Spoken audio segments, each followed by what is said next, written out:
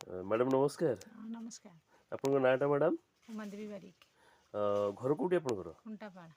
बयस केते हेलानी बयस 45 वर्ष हेलानी 45 वर्ष मैडम आपनकर कोन कोन असुविधा थिला मते टे कहले असुविधा आज्ञा हमर ए बेकदंडारू एबे हाथ पूरा एकदम कण कण कण कण करी बहुत जंत्रणा होतला 3-4 मास हेलानी जंत्रणा बहुत होतला किंतु इंजेक्शन औषध सब खाइछि तापरे भी भलो हे नथिला आज्ञा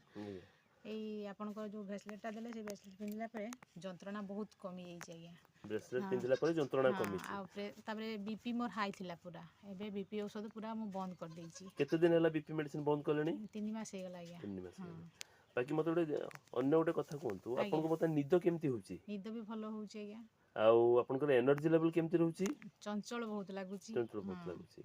हो आपनको चिड़चिड़ा लागुछि ना टिके कथा जो राग लागुछ लागुछि ना चिड़चिड़ा लागुनी ठीक अछि आ मुंड भी भलो रहिछि मझरे मझरे जो बुलौथला ठीक होछि किछि नाही एबे किछि नाही तो ब्रेसलेट आपण एका पिंधिया दरकार ना समस्त को पिंधिया दरकार आज्ञा समस्त को पिंधिया दरकार देखा दिले ब्रेसलेट देखिले आपण आज्ञा हे हतरे मानचली ब्रेसलेट नहीं तो